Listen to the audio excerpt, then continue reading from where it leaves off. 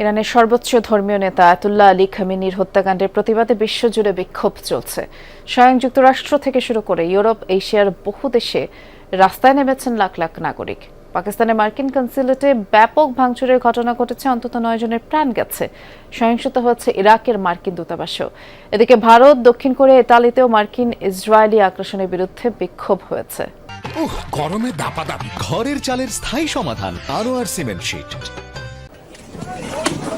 ক্ষুব্ধ পাকিস্তানিদের দেয়া আগুনে পুড়ছে করাচির মার্কিন কনসুলেট। পুলিশি বাধা উপেক্ষা করেই চালানো হয় তাণ্ডব ভাঙচুর।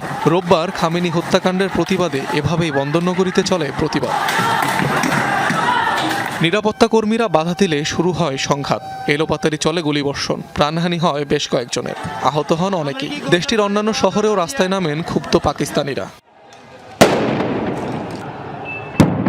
ইরাকের রাজধানী বাগদাদে অবস্থিত মার্কিন দূতাবাসের বাইরেও বিক্ষোভ করেন খামেনি সমর্থকরা। দূতাবাস ভবনে প্রবেশের চেষ্টাকালে নিরাপত্তা কর্মীদের সাথে হয় সংঘর্ষ। ছত্রভঙ্গ করতে টিয়ার গ্যাস ছোড়ে পুলিশ। স্বয়ং যুক্তরাষ্ট্রের প্রেসিডেন্ট ট্রাম্পের স্বেচ্ছাচারিতার বিরুদ্ধে আওয়াজ তুলেছেন মার্কিনিরা। নিউ ইয়র্কের রাস্তায় ছিল তাদের সরব উপস্থিতি। আমি একজন মার্কিনী, সেটা বলতেও লজ্জা পাচ্ছি। বিশ্বজুড়ে আমরা যা করছি তাতে লজ্জিত। যুক্তরাষ্ট্রের শাসন ব্যবস্থায় পরিবর্তন দরকার। বিনা উস্কানিতে ইরানের বিরুদ্ধে ট্রাম্পের অবৈধ যুদ্ধকে প্রত্যাখ্যানের প্রতিবাদ এটি।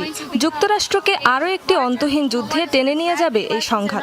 আমেরিকার জনগণ যুদ্ধ চায় না। হত্যাকাণ্ডের প্রতিবাদে সরব ভারতীয়রাও। কাশ্মীর, লাদাখ, লখনৌতে হয়েছে বিক্ষোভ। তীব্র বিরোধিতা জানানো হয় যুক্তরাষ্ট্র ইসরায়েলের যৌথ আগ্রাসনের। আমরা দেখছি আমেরিকা ও ইসরায়েল আবারও যোগসাজশে কাজ করেছে। রমজান মাসে তারা ইরানে আক্রমণ করেছে, তারা সেখানকার মানুষের জীবিকাকে লক্ষ্যবস্তু করেছে। এটি মানবতার বিরুদ্ধে এবং নিপীড়িতদের বিরুদ্ধে। যুক্তরাষ্ট্রের মিত্র হলেও ইরানে চলমান আগ্রাসনের বিরোধিতা করে বিক্ষোভ করেছেন দক্ষিণ কোরিয়ার নাগরিকরা। তেহরানের বিরুদ্ধে চলমান সহিংসতা বন্ধ করে শান্তির দাবি তুলেছেন বিক্ষোভকারীরা। অনিক রহমান, যমুনা নিউজ।